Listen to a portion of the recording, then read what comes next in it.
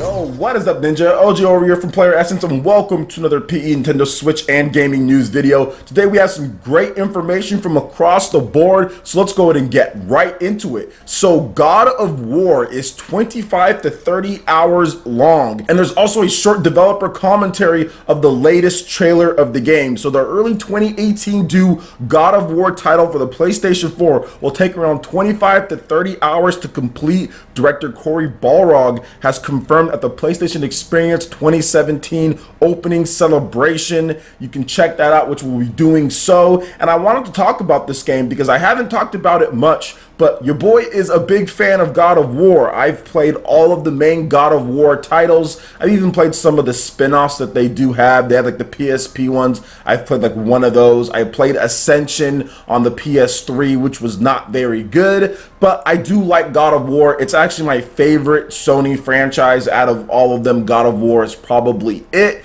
and I've played the heck out of the first 3 games. I've beat them multiple times. God of War 2 is one of my favorite games of all time. I think I beat that game like 3 times, and I collected everything that you could in that game. It was an amazing experience for the time and kind of what they were doing, but I do love God of War. I'm not so sure about this game's direction so far compared to what they used to do, because God of War used to be a stylish action game, but it's not really that anymore. It seems like it's more of an adventure action game, kind of more cinematic in the feel of it as far as what they're going for. I still don't know what this game is really about, but at the same time, I mean, it's still going to be interesting to see them try something new. People are always talking about how developers aren't trying enough new things, and they're trying something new. So I'm not going to knock it, especially after the new direction that Legend of Zelda Breath of the Wild went in, and they had great success. So I'm not going to sit here and hate on it before I even try the game out. Definitely going to give it a try, going to pick it up. It'll be the first PlayStation 4 game that I've bought in quite some time, especially the first Sony first-party game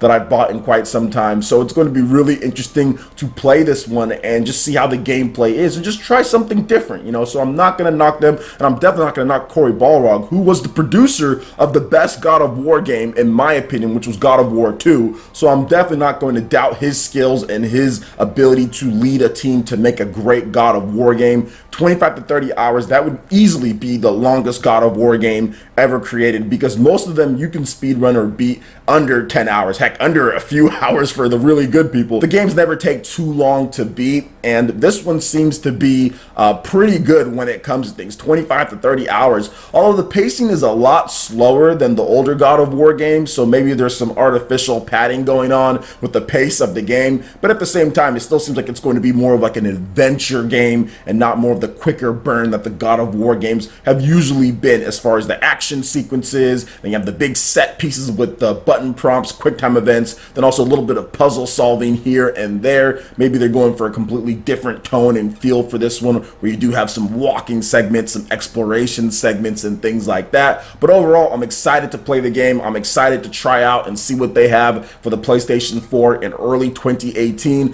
What do you guys think about the new direction of God of War? Were you a big fan of the franchise beforehand? Do you still continue to play them and like the games? I'd love to hear your thoughts in the comment section below. Alright, and moving into the next article here, Bayonetta 1 will be offered physically for the Nintendo Switch in Japan in the Non-Stop Climax Edition. So get your Play Asia orders ready. So when Bayonetta 1 and 2 launch for the Nintendo Switch in February, it seems that Japan will be the only region with a physical version of the first game.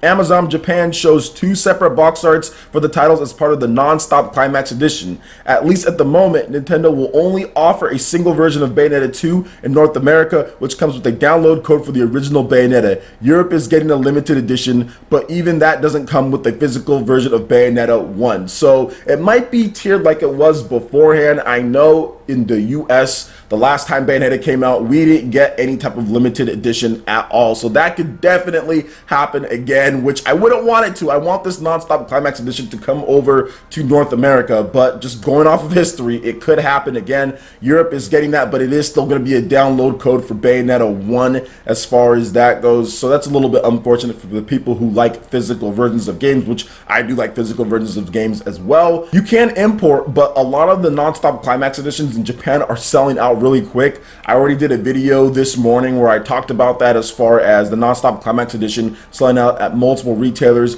We don't know what the stock allocation is going to be. I doubt Nintendo's going to make a ton of Bayonetta, especially since the game had already been released beforehand on multiple different platforms, at least with Bayonetta 1, and then Bayonetta 2 had already been released on the Wii U. So I don't think they were going into this thinking, oh yeah, we're going to make a ton of these because this is going to sell a lot, like Super Mario Odyssey or something like that. So I doubt there's going to be a lot of these, but hopefully there's enough stock for people who want a physical edition and don't mind paying some extra money in order to get Bayonetta 1 physical. It'd be cool if you could import that, or if they can just make it physical for everywhere, but they're not going to do that because they've already announced the plans. If you look at the box art, I can see why people would want that physical box art for Bayonetta 1. It looks amazing. A lot of people don't like Bayonetta 2's pose on the Bayonetta 2 box art, and Bayonetta 1's box art is better, so some people want that. They want the physical cartridge. I'm going to be trying to import the Non-Stop Climax Edition from Japan, so just wish me luck on this one. I'm going to try to go through my boys at Play Asia, see if I can get a nice little deal on that, and I'll keep you guys informed on how things are going. But just on another second note, as far as the whole poses, even Hideki Kamiya didn't like the pose on Bayonetta 2 as far as the box art and everything. He didn't like it too much compared to the first one here, but they're not changing it because it's the Bayonetta 2 cover art. I actually like the pose, but at the same time, I can see why people want this physical edition. I can see why people like the box art and want all that for the collectors out there. But that's just how it is right now, and we'll see if we can get some import going. So what do you guys think about the Bayonetta 1 being physical in Japan? Will you import? Do you want to get that version of the game? Are you upset that it's not coming over? I'd love to hear you guys' thoughts in the comment section below. All right, and moving into the last article here, Xenoblade Chronicles 2 takes the #1 spot on the Nintendo Switch eShop charts, and this is for December 8th, 2017. I'm not going to go over the full top 20, but I will go over the top 10 with you guys and talk about a few games that I've been playing on this list here. So at number 10, we have Mario + Rabbids Kingdom Battle. Number 9, Resident Evil Revelations 2. Number 8, Legend of Zelda Breath of the Wild. Number 7, The Elder Scrolls V Skyrim. Number 6, Uno. Number 5, Mario Kart 8 Deluxe. Number 4, Stardew Valley, which recently got a patch and I think is also getting some more updates with multiplayer. Number 3, Super Mario Odyssey. Number 2, Rocket League. And number 1, my baby, Xenoblade Chronicles 2 on the Nintendo Switch, taking the top spot, which is a extremely great thing to see. This is good for Monolith Soft. This is good for hardcore RPGs. This is good for Japanese gamers out there and people who love the Japanese style of games, because this game is really different than what we see a lot of other developers and publishers trying to do. Heck, even within the Japanese RPG front for bigger RPGs released on systems, a lot of them take a little bit more simpler approach, and Xenoblade Chronicles 2 actually takes it a little bit notch forward as far as the combat goes. They actually doubled up on what they were doing with Xenoblade Chronicles X as far as the combat goes and made things even more complex with more stuff with the blade combos in there. So it's really good to see this type of RPG do well on the Nintendo Switch, and I'm surprised that it reached #1 so quickly, especially with Rocket League being $20 and being one of those perennial like top games out there. I didn't think Xenoblade Chronicles 2 would get up to #1. I thought that it would be in the top 5 for sure, but just because of the size of the game, which isn't too bad, but because of the size of the game, because they're offering plenty of versions physical out there for people to buy, why wouldn't you just want the physical edition? But I do think that people probably said, you know what, this is a massive RPG that I'm going to be playing maybe on and off for a very long time, or with the season pass, I'm going to be coming back to it, you know, throughout all of 2018. Why have the game just physically and have to actually change out the cartridge when I know this is going to be a long-term game for me? And that's kind of how I see some of these eShop trends go. Like, the longer the term the game is, the more replay value it has, the more you just want to have it on there, not actually have to move the physical cart. So we'll kind of see what happens going forward, but I do feel that just because of the nature of the Nintendo Switch, I think that digital is just going to be heightened as far as the sales go for all games across the board. So physical games